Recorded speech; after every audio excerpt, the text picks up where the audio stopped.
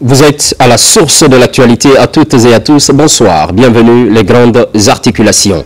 Atlas de l'industrie, la Guinée se dote pour la première fois. Le document est présenté au président du CNT et aux membres du CNRD.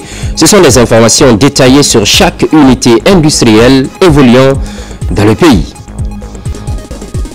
Depuis 3 jours, à l'Institut supérieur des sciences de l'éducation de Guinée, une équipe médicale sud-coréenne est déployée pour offrir des soins gratuits aux patients à revenus moyens. Sur place, plusieurs pathologies sont prises en charge.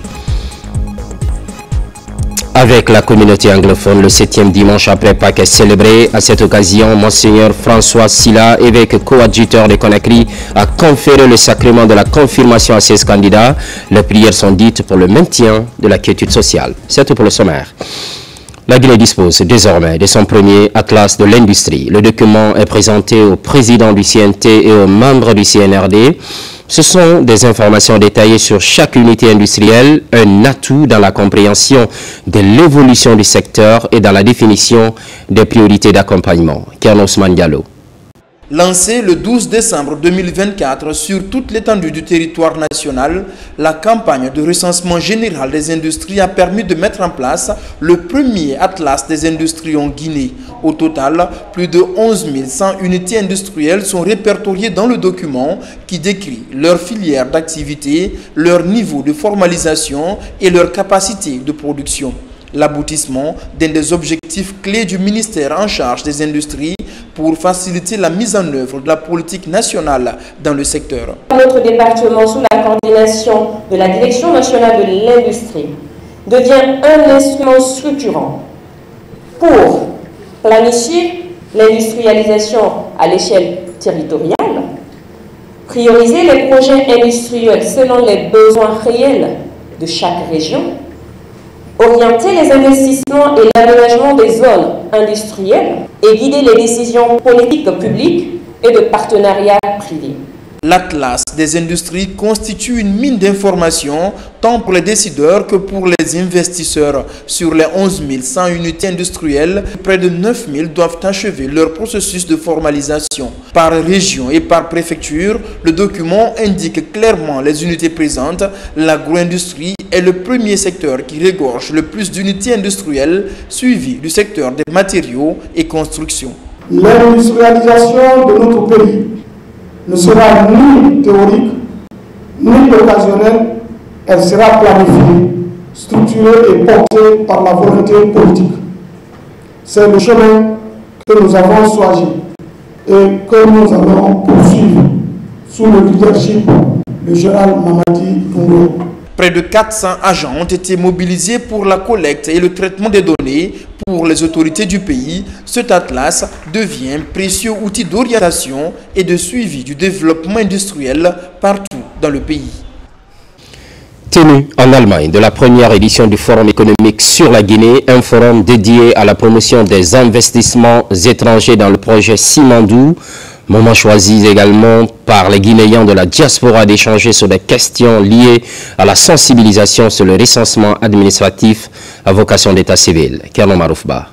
C'est ici en Allemagne que s'est tenue la première édition du Forum économique sur la Guinée. Il est dédié à la promotion des investisseurs étrangers. Cet événement a réuni plus de 500 000 participants autour du projet Simandou 2040. Un gigantesque programme minier destiné à transformer le paysage économique guinéen. L'idée portait sur l'exploitation d'une mine de fer, la construction d'un chemin de fer long de 650 km traversant le pays, ainsi que la mise en place d'un port d'exploitation sur la côte atlantique. Ce forum est aussi l'expression de mon propre parcours. Mon engagement est personnel, profond et sincère. Ce forum est une passerelle, un pont pour renforcer la coopération internationale. La quintessence de l'idée demeure aujourd'hui, qui est de voir leurs fils, leur arrière-grand-fils incarner véritablement leur volonté d'une Afrique unie, forte, prospère, résolument tourné pour un partenariat gagnant-gagnant. L'émissaire du chef de l'État, le général Mamadi Doumbouya, a exprimé sa satisfaction pour la tenue de ce forum, mais aussi encouragé cette synergie d'action entre les investisseurs allemands et guinéens.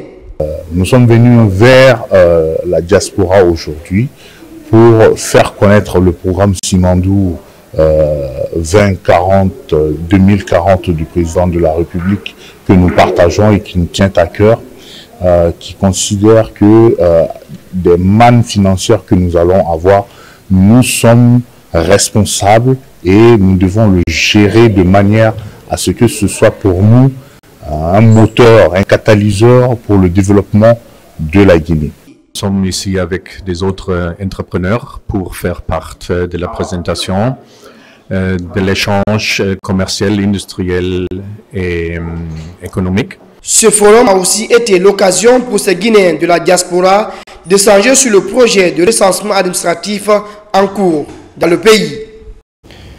Poursuite à Genève de la 113e conférence internationale du travail. Les différentes délégations se succèdent à la tribune.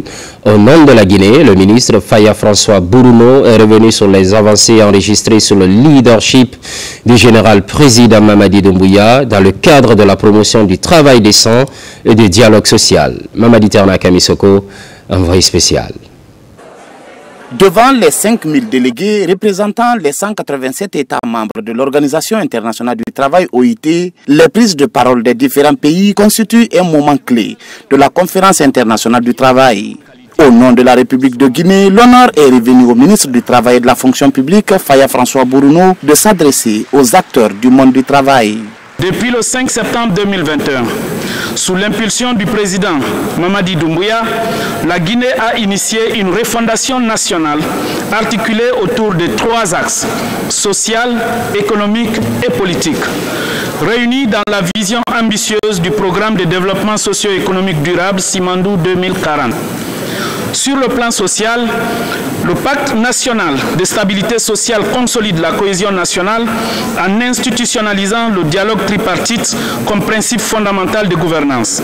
La révision du Code du travail et l'extension de l'assurance maladie universelle établissent des fondations solides d'un socle de protection sociale inclusif et équitable. Sur le plan économique, Simandou 2040 amorce une transformation profonde de notre modèle de développement. D'une économie centrée sur l'exportation brute des matières premières, la Guinée, grâce à la vision du président Mamadi Doumbouya, évolue vers une structure industrielle diversifiée. Cette dynamique concrétise notre ambition d'industrialisation avec notamment la mise en place d'une des plus grandes raffineries d'or d'Afrique et le lancement d'une raffinerie d'alumine à Bofa. Parallèlement, la Guinée place désormais le capital humain au cœur de sa stratégie économique et sociale, comme l'illustre la création de Simandou Academy, dédiée aux métiers industriels, miniers, numériques, agroécologiques et environnementaux. Le nouveau programme Pays pour le travail décent PPTD, couvrant la période 2025-2029, est récemment signé, trace une feuille de route claire pour la Guinée. Il est donc indispensable de se doter d'instruments appropriés permettant de transformer l'usage de l'IA en opportunité afin de promouvoir l'agenda du travail décent, renforcer les compétences humaines et préserver l'emploi dans la dignité. Notre engagement concret en faveur du travail décent s'est traduit par l'adoption récente de la Convention collective des mines et carrières qui garantit de meilleures conditions aux travailleurs de ces secteurs clés. Le programme Pays pour la promotion du travail décent 2025-2029 élargit la couverture santé, formalise progressivement l'économie informelle et fait de la sécurité au travail un droit fondamental. La Guinée occupe désormais une position favorable au sein de l'OIT. Les réformes en cours suscitent déjà l'intérêt et l'adhésion des partenaires sociaux, témoignant des progrès notables enregistrés par le pays dans le domaine du travail. Parallèlement, gestion des catastrophes naturelles. Le monde entier exige souvent une attention particulière quant à sa prise en charge par des médias. Il mise surtout sur la bonne information. Comment gérer cette couverture médiatique et quelle attitude doit avoir le journaliste? Tant de questions à répondre lors de la 8e plateforme mondiale. Depuis Genève, Safia Tokondé.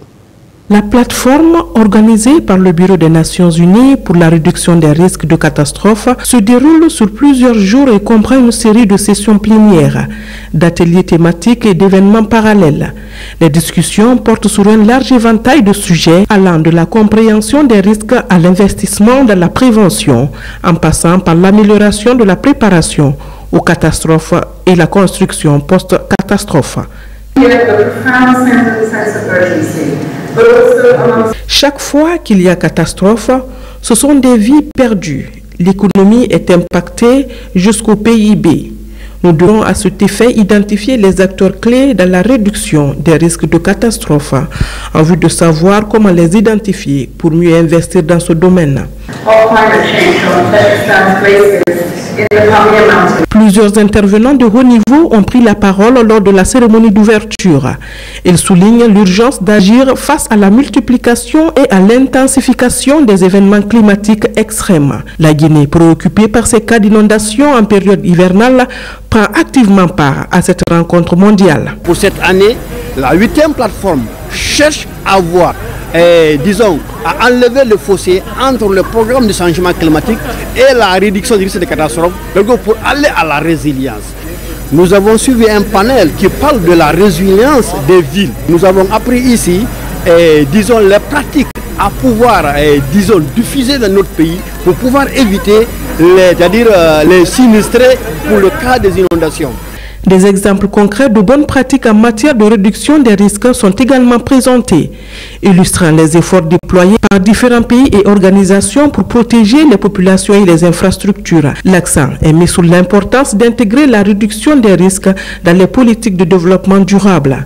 Les participants à cette plateforme mondiale ont l'opportunité d'échanger leur expérience, de partager leurs connaissances et de nouer des partenariats en vue d'une action plus efficace face aux risques de catastrophes naturelles. Les conclusions et les recommandations issues de cette rencontre devraient contribuer à façonner l'agenda mondial en matière de réduction des risques pour des années à venir. Retour au pays, le plan national des pêcheries au compte de l'année en cours est disponible au ministère de la Pêche et de l'économie maritime. Après son adoption, l'heure est à la vulgarisation avec l'appui du programme régional de conservation maritime pour l'Afrique de l'Ouest. La Direction nationale des pêcheries vient d'organiser dans ce sens une rencontre mobilisant les acteurs impliqués. Nabi Kamara. Dans le cadre de la préservation et de l'exploitation rationnelle des pêcheries sur le littoral guinéen, le ministère de la Pêche et de l'économie maritime a élaboré un plan d'aménagement et de gestion à cet effet. Ce cadre commun qui guidera les actions de ce département pour les années à venir fera bientôt l'objet d'une campagne de vulgarisation et d'appropriation au niveau des acteurs socio-professionnels de la pêche. Le plan d'aménagement, nous élaborons chaque année et les utilisateurs sont à 90% des analphabètes. Je vais parler des acteurs socio-professionnels qui sont des débarcadères. Les 80% ne sont pas lettrés. Donc, il faut faire la vulgarisation au niveau des débarcadères pour leur faire comprendre c'est quoi le plan d'aménagement et qu'est-ce qu'il y a dans le plan d'aménagement. Vulgariser dans nos langues. Dans la perspective justement de cette campagne d'envergure, la Direction nationale de l'aménagement des pêcheries, en collaboration avec le partenariat régional pour la conservation de la zone marine côtière en Afrique de l'Ouest, a invité les cadres impliqués dans la mise en œuvre à une rencontre d'échange en vue d'un éventuel succès. Le PAGPM 2025 incarne une amélioration de la gouvernance halieutique de la Guinée. Il consolide l'état de droit dans le secteur de la pêche en fixant les règles claires et équitables, en renforçant la transparence et en outillant l'administration pour lutter efficacement contre la pêche illicite, non déclarée et non réglementée. Le département de la pêche et l'ensemble des institutions concernées travailleront sans relâche pour que les mesures adoptées ne restent pas lettre morte, mais se traduisent concrètement sur le terrain. Le plan d'aménagement et de gestion des pêcheries 2025 est prêt depuis la fin de l'année dernière. L'Institut supérieur des sciences de l'éducation de Guinée au secours des indigents malades, une équipe médicale sud-coréenne est déployée depuis 3 jours pour offrir des soins gratuits aux patients à revenus moyens. Plusieurs pathologies sont prises en charge. Les détails avec Mamadou Saliouba. Par dizaines, Il rallie l'Institut supérieur des sciences de l'éducation de Guinée. Sur place, ces patients reçoivent gratuitement des soins de santé offerts par cette équipe médicale sud-coréenne. Une équipe déployée par l'ISEG pour servir la communauté. Les vraies cibles de cette ONG, c'est vraiment les indigents, les gens qui n'ont pas suffisamment de moyens pour se faire soigner à l'hôpital avec les coûts qu'on sait. C'est pour cela qu'ils font consultation, soins et médicaments gratuits. Ce partenariat remonte à 2022 et il se concrétise à travers plusieurs actions. Depuis 4 jours, médecins sud-coréens et guinéens se déploient pour soulager ces patients. Ils ont décidé de visiter cette année la Guinée. Il y a plusieurs départements, ophtalmologie, gynécologie, interne, dentaire, et puis ils sont en train de soigner les patients guinéens. Je viens d'être en possession de mon médicament, j'ai reçu 2 injections. Donc je ne dirais pas que je suis guérie ou quoi que ce soit du genre. J'ai espoir que ça va aller. Ces journées médicales sont les fruits d'un partenariat fécond entre l'ISEG, le ministère de la Santé et les partenaires sud-coréens. Par ces soins, l'ISEG assure une de ses missions fondamentales, celle d'offrir des services de qualité à la communauté. En Guinée, l'association Toastmasters existe depuis 13 ans. Récemment, les membres ont commémoré les 100 ans de l'organisation par un marathon urbain du rond-point de Amdalaï à celui de la Bellevue. Les marcheurs ont célébré le chemin parcouru entre parole, engagement collectif et esprit d'initiative. Maïmouna Belagalo, Ismaël Abbé. Toastmasters International, association éducative mondiale à but non lucratif, célèbre cette année son centenaire. Fondée pour développer les compétences en communication et en leadership, elle est aujourd'hui présente dans plus de 140 pays. En Guinée, la célébration a pris la forme d'un marathon symbolique allant du rond-point de Amdalaï à celui de Bellevue. Ça fait 100 ans que notre organisation existe, 13 ans maintenant qu'elle est en Guinée, 10 ans au niveau francophone. Et voilà, aujourd'hui, nous fêtons les 100 ans à travers cette marche pour montrer que, après tout, ce qui est important, c'est la cohésion de tous les fils et filles de ce pays pour servir les idéaux de notre nation, c'est-à-dire l'émergence.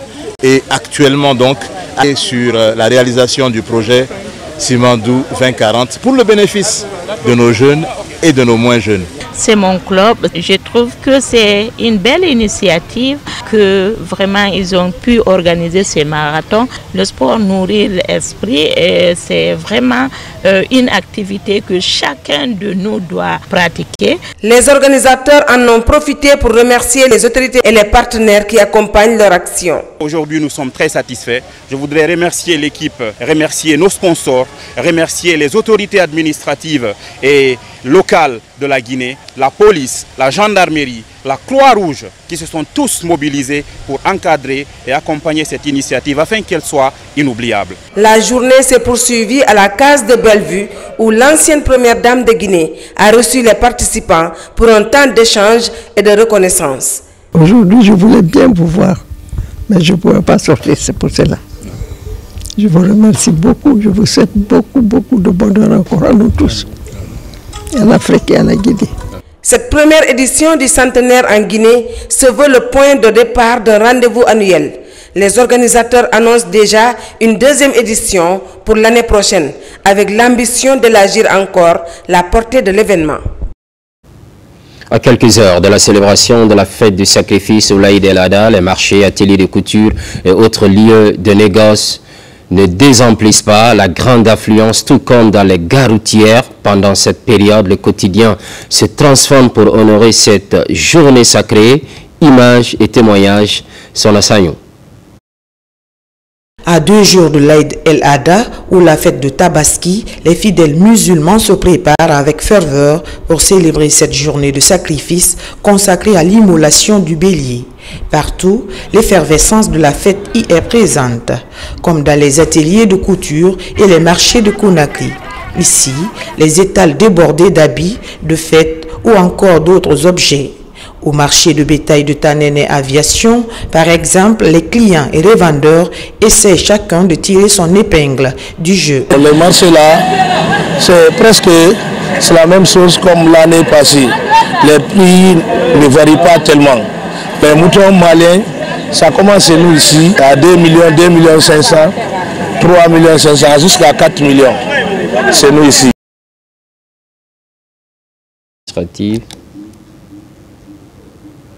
Désormais, la prière de vendredi se fera à la mosquée de Ouidou Malanga, district de Koyin, préfecture de Tougué. L'inauguration de ce lieu de prière est officielle. Elle mobilise autorités administratives, fils ressortissants et localités environnantes. Fallait le Diallo. C'est le 18 août 2021 que la première pierre de cette maison de Dieu fut posée.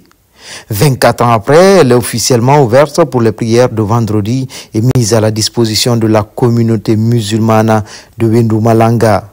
Cette maison de Dieu est la deuxième du district après celle de Caracan. La cérémonie inaugurale a connu une forte mobilisation des villages voisins de Tougué, de Labé ainsi que des ressortissants venus de plusieurs préfectures guinéennes, de la Côte d'Ivoire et de la Sierra Leone. Cette maison de Dieu, dont le coût de construction est estimé à 1,5 milliard de francs guinéens, a les caractéristiques suivantes. Longueur, 14,45 mètres. Largeur, 12 mètres. Superficie, 173 mètres carrés. 2 minarets s'élevant à 12 mètres chacun. 2 toilettes pour hommes. 2 toilettes pour femmes, une morgue, un puits amélioré, une annexe d'une longueur de 12,40 mètres sur 4,10 mètres de largeur pour une superficie d'environ 51 mètres carrés. Capacité d'accueil, 400 fidèles. C'est le lieu ici de rendre hommage aux résidents et ressortissants du village qui ont eux seuls financé par leurs moyens propres la réalisation de ce lieu béni de Dieu. C'est aussi l'occasion pour nous de saluer la mémoire de certains des nôtres qui ont largement œuvré à la réalisation de cet ouvrage et qui, par la volonté de Dieu, ne sont pas aujourd'hui présents à cette auguste cérémonie. Ne les oublions pas et prions pour le repos de leurs âmes. Parmi les invités, plusieurs notabilités de la Oumma islamique et ressortissants venus de partout dans le monde, notamment le président de l'Union pour le développement intégré de Koyin. Il a profité de la circonstance pour exprimer sa gratitude envers Dieu pour l'achèvement des travaux de cette mosquée. Vu ce travail gigantesque, vraiment dans ce grand district de Ouidou Malanga, c'est un sentiment de joie. Je remercie le Tout-Puissant Allah qui a permis à ses ressortissants de faire cette grande maison de Dieu qui a permis une grande mobilisation aujourd'hui. Des bénédictions ont été faites et des prières dites pour la paix et la cohésion sociale, mais également pour le rayonnement de Ouidou Malanga et de toute la Guinée. Religion toujours, et pour finir, Monseigneur François Silla, évêque coadjuteur de Conakry, célèbre le 7e dimanche après Pâques avec la communauté anglophone. À cette occasion, il confère le sacrement de la confirmation à 16 candidats. Ils sont tous présents en formulant les prières pour le maintien de la quiétude sociale en Guinée. Ali Badara Kondé. Ils sont chrétiens catholiques de la communauté anglophone vivant en Guinée. Ils viennent des différents pays de la sous-région. Cette communauté anglophone célèbre le 7e dimanche après Pâques. Monseigneur François Silla, évêque coadjuteur de Conakry, a dans son homélie exhorté ces anglophones à poursuivre l'élan missionnaire déjà entamé en Guinée, mais aussi renforcer l'unité au sein de la communauté. Le message de Jésus pour l'unité nous rejoint ici parce que c'est une communauté qui vient de toutes parts. Ils viennent de beaucoup de pays, de beaucoup de cultures. Et ils sont là et s'unissent au nom de leur foi. Chaque dimanche, ils se réunissent ici pour prier. Nous avons donc imploré le don de l'Esprit Saint, l'Esprit qui fait l'unité entre le Père et le Fils, l'Esprit qui fera l'unité de tous les disciples.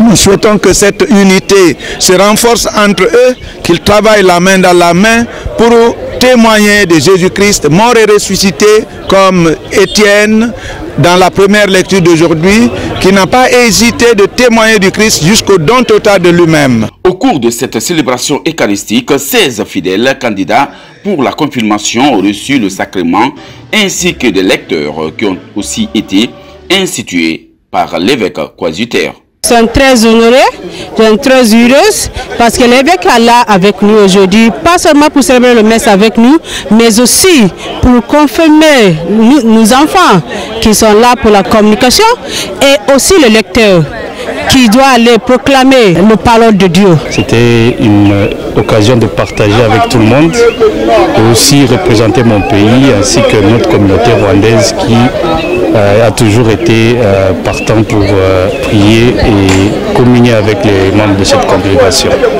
Donc c'est vraiment un honneur pour nous.